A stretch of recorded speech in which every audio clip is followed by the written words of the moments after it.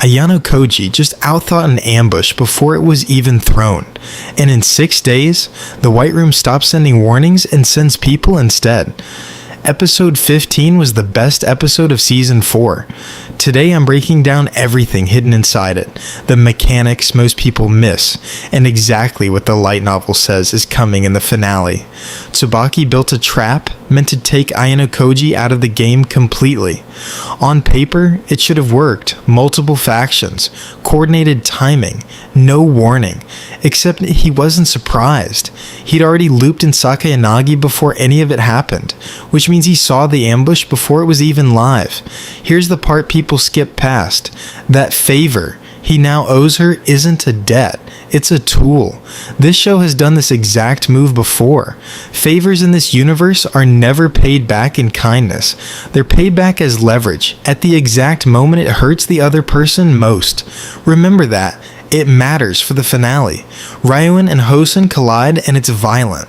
But the real story is what Ayanokoji does during it. Nothing. He lets two of the most dangerous students in the school burn each other out because their personal history does the damage for him. This is the oldest trick in the strategy book. Let your enemies destroy each other while you stay clean. He's not avoiding the fight, he's outsourcing it. Then Ichinos confesses, and this is the one moment in the episode that isn't calculated. Every major character in this series has been playing some version of the points game: alliances, leverage, manipulation. Ichinos is the only one left who stepped outside of it completely. Her confession isn't a strategic move, and that's exactly why it lands so hard. It's the one thing in Ayanokoji's world he can't outcalculate, because it isn't a calculation. Here's what most recaps won't tell you. Sakayanagi, Ryuin, Ichinos, none of it happened to Ayanokoji. It happened through him. He spent episode 15 setting up pieces for something much bigger than this exam. Nothing in the show is ever just one episode's worth of payoff. If you clocked any of that on your own first watch, comment it below. I want to know who else is paying attention at this level. Episode 16 ends the subtlety. According to the novel this arc adapts, Tsukishiro will stop working through proxies and confront Ayanokoji directly, and he won't come alone. Expect a 2-on-1 alongside Shiba, and this time it escalates into an actual physical fight, not a war of words. The identity of the White Room operative will finally be confirmed, and the leading theory points to Amasawa Ichika. Here's the knowledge piece that makes this twist hit different.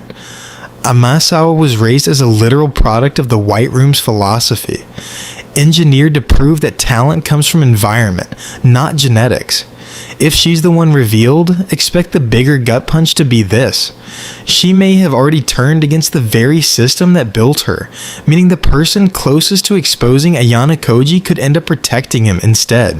Kenji gets surrounded, not by one rival, but by multiple groups converging on him at once, after a full season of him refusing to take this exam seriously.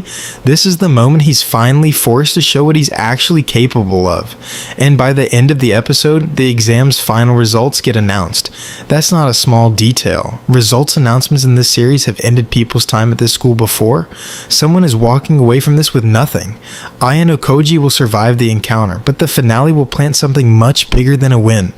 Confirmation that the White Room isn't done, and that the next move against him won't be academic anymore. It'll be personal. Think about the pattern.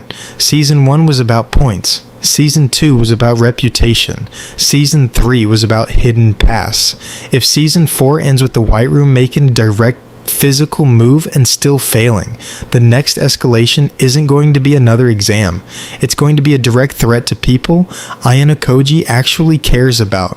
And that's a version of this story we haven't seen yet. That's the full breakdown of episode 15 and my complete prediction for the finale. If this helped episode 15 click for you, drop your own prediction in the comments. I genuinely read every one. See you in the finale. Wait, don't close this tab yet.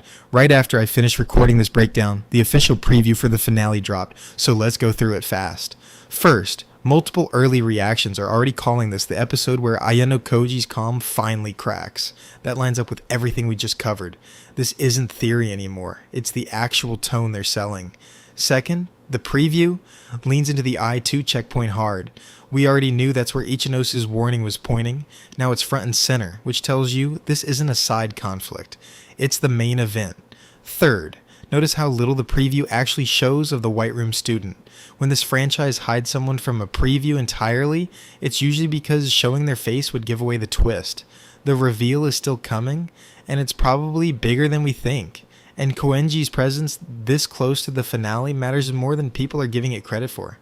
After a full season of him refusing to take any of this seriously, even a glimpse of him here is the strongest hint yet that he's about to get pulled in. If you've already watched the preview yourself, comment what you caught. I want to know if you spotted something I didn't. 2 days. That's all that's left before this entire season pays off. The favors, the fight, the confession, the trap waiting at I-2. It all collides on June 24th. Subscribe so you don't miss the full episode 16 breakdown the second it's out, and drop your prediction below right now, before the episode proves you right. See you for the finale.